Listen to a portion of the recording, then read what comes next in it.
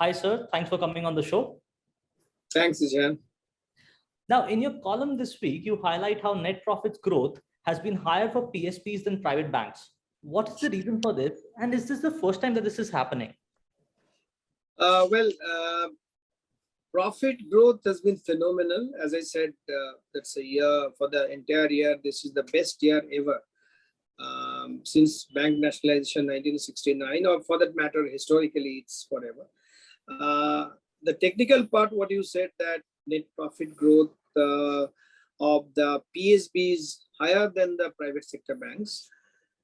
I'm not very sure. Probably first time, yes, could be, but you see the growth itself in absolute term. Private banks are far ahead of public sector. I mean, PSB.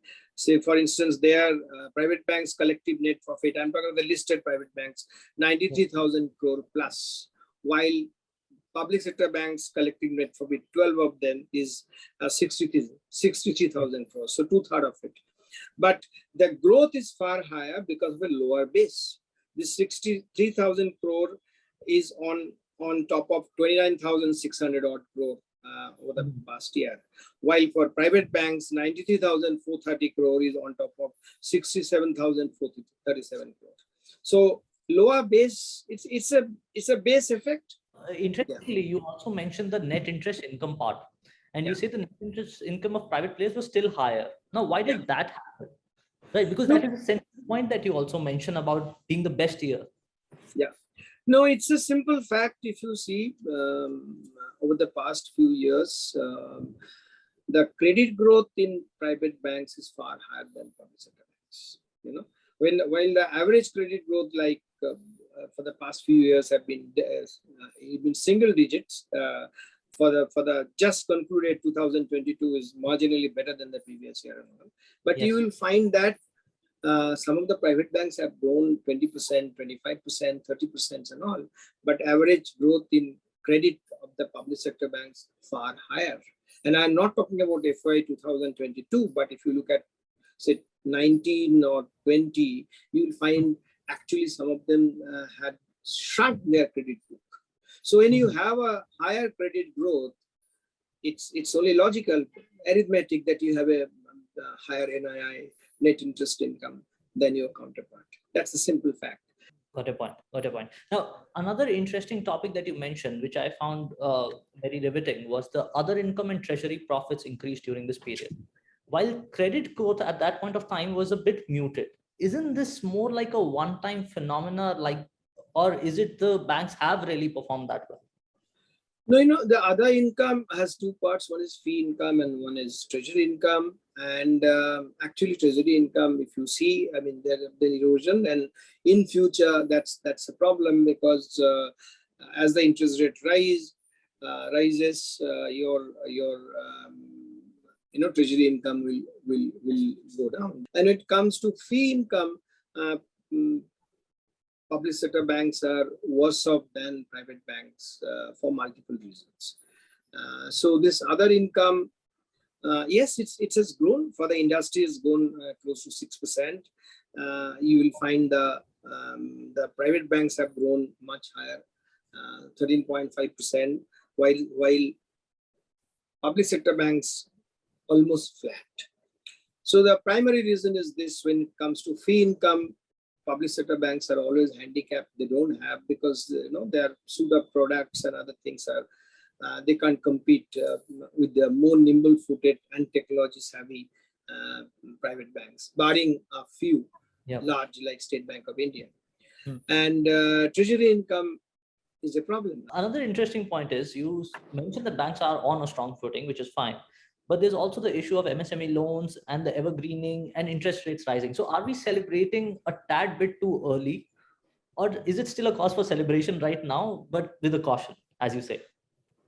Yeah, the key point is this. This is the historic high net profit and the best ever year for the public sector bank, not for their higher interest income or higher fee-based income, but for lower provisions. That has actually led the most critical factor, or the contributing factor, to this higher profit growth. Overall, it's about, there are challenges. I think it's too early to celebrate, because A few pointers is, one is the treasury income, which was pretty good over the past few years because of the low interest regime. As you know, our post-COVID in 2020, our policy rate came down at a historic low, and that brought down the government bond yield. And they were the treasury managers were the happiest guys. They are making profits with both hands. Yeah. So treasury floor was always full of laughter and bonhomie and all. But you look at them and the glum faces, and they're all watching what's going to happen. And next week is Reserve Bank of India policy. So one is, of course, your treasury income will be affected, and some of them will be even making losses. That's one part of it. Second part of it, the big unknown is we don't know how much restructured loan will turn back. Okay, because for COVID, government allowed you to restructure loan. Yes. And of course, loans towards the MSME and certain other segments have been backed by government guarantees, but still we do not know what's going to happen. Some of the banks, or rather a few banks, have got into their old habit of evergreening. They're giving fresh loans to allow the borrowers to pay up their old loan. Which have become stress loans. This is particularly happening. Earlier, the fight was between private and public sector banks. Private banks were snatching away the customers of public sector banks. Yes. But probably for the first time in 2022, we have seen there is cannibalization among the public sector banks. Public sector bank A is snatching away public sector bank B's customers. And what kind of pricing? Trust you me, I have seen 15-year loans being given at less than 10-year government bond, 10-year government bond yield, or say 5-year loan is being given at roughly about 364-day treasury bill, that kind of it. Mm-hmm. So the narrative of building balance sheet and credit growth, that has come back. And that can haunt us. At this point of time, things are better, but I would like to believe we need to be careful and need to wait and watch for next 18 months to 2 years to see whether this trend can continue.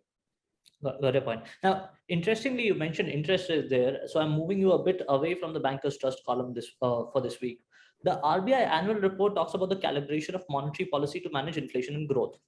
What do you make of the report and the recent RBI governor's statement on not shocking the market? Do we see a lesser extent of the rate hike going forward in the coming meeting? Well, you need to see, you need to read all in combination. There are 2 interviews, and the language is more or less they're the same, that it will have a calibrated approach, will not shock, will manage inflation without hurting growth. Yes. And also at the same time, I think, quote unquote, he had said it's a no-brainer that there would be a hike in June. Yes. So it's a little tricky situation because we have been talking about reversing or going back to the pre-COVID level, which is 5.15 interest rate. Yes. 5.15% repo rate, which is 75 basis point away from that is now.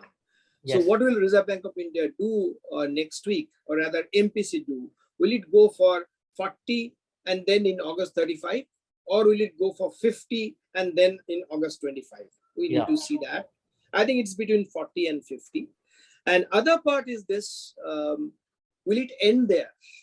I'm afraid I don't think this 5.15, those who are thinking that reversing the cycle, so going back to pre-COVID 5.15, that then definitely not. So we'll see more rate hikes. Will they stop at 6% or even going beyond 6%? Probably they would go even beyond 6%, because Reserve Bank of India had to it's taking a look. Other parties this year has been continuously talking about adequate liquidity.